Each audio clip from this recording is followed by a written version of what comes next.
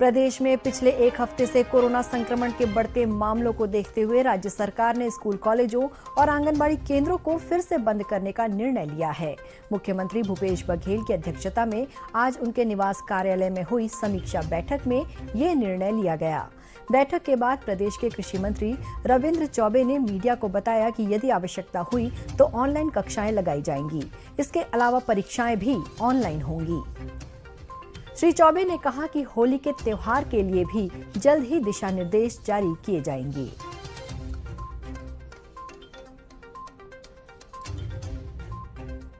किस तरीके से और छत्तीसगढ़ में बनना चाहिए, इस पे काफी विचार विमर्श हुआ है। दो तीन प्रमुख बातें आज निर्देश जारी हुए हैं। आंगनबाड़ी से लेकर स्कूल, कॉलेज, कोई भी जो थोड़ा भी अगर खुल रहे हैं तब कहीं संचालित नहीं होगा, बंद किए जाएंगे। कहीं भी अगर क्लासेस आवश्यक हुआ तो ऑनलाइन ही किया जाएगा। एग्जामिनेशन भी ऑनलाइन करने के बारे में ही विचार हुआ है।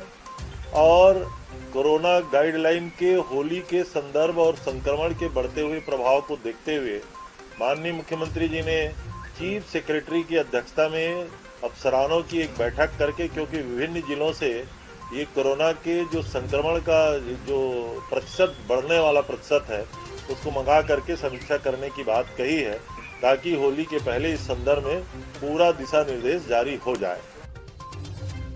श्री चौबे ने बताया कि मुख्य सचिव की अध्यक्षता में एक समिति बनाई गई है। ये समिति आगामी दिनों में होने वाली शादियों और अन्य सार्वजनिक कार्यक्रमों सहित मृत्यु उपरांत होने वाले अंतिम संस्कार तथा श्राद्ध कर्मों के संबंध में विस्तृत दिशा निर्देश जारी करेगी। केंद्रीय स्वास्थ्य राज्य मंत्री अश्विनी कुमार चौबे ने कहा कि कोरोना के बढ़ते मामलों को देखते हुए बचाव के उपायों का कड़ाई से पालन किया जाना चाहिए।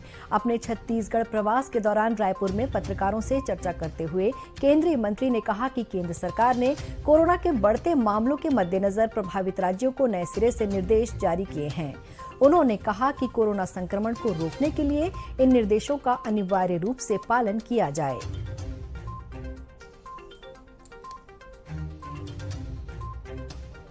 और बैठकों में इस प्रकार की बातें भी आती रहती हैं।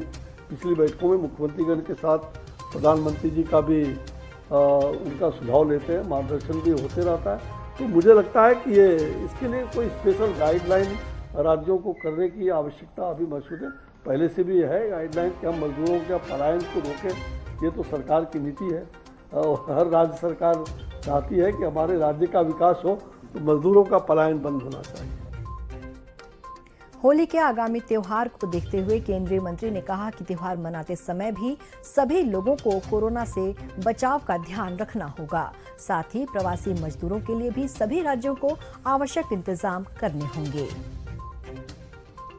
राज्य सरकार से मिलकर के उनके सुख दुख में हम सहभागी हैं और हर लोग हम पूरी तरह से कहीं किसी बिना भेदभाव का हमने सभी राज्यों के साथ जो संघीय ढांचा को प्रधानमंत्री नरेंद्र भाई मोदी जी के नेतृत्व में आपने देखा कि अनेकों बार, दर्जनों बार विभिन्न मतलब मुख्यमंत्रियों के साथ भी अनेकों बार बैठक हो चुकी और कोविड के लिए, वैक्सीन के लिए उनसे परामर्श करके, सलाह विचार करके सबका साथ सबका विकास, सबका हम जो कहते हैं कि सबका साथ सबका विकास और सबका विश्वास कायम करके।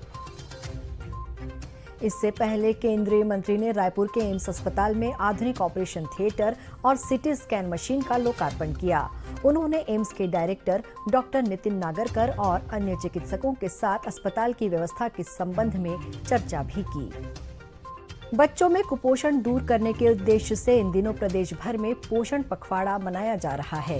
इसी कड़ी में दुर्ग जिले में भी महिला एवं बाल विकास विभाग द्वारा सुपोषण शिविर और अन्य जागरूकता कार्यक्रम आयोजित किए गए हैं। जिले के सभी आंगनबाड़ी केंद्रों में गर्भवती महिलाओं और नवजात शिशुओं को सुपोषण आहार दिए जा रहे हैं। वहीं सुपोषण रथ के माध्यम से गांव-गांव में लोगों को कुपोषण के प्रति जागरूक किया जा रहा है। इस सुपोषण रथ को प्रदेश के गृह मंत्री ताम्रध्वज साहू ने झंडी दिखाकर रवाना किया। उन्होंने आंगनबाड़ी केंद्रों में पहुंचकर प्रतीक के रूप में गर्भवती महिलाओं और बच्चों को पोषण आहार भी प्रदान किया। इस मौके पर श्री साहू ने कहा कि प्रदेश में कुपोषण को दूर करने के लिए समय समय पर अभियान चलाए जाते हैं। ये कार्यक्रम भी उसी का हिस्सा है।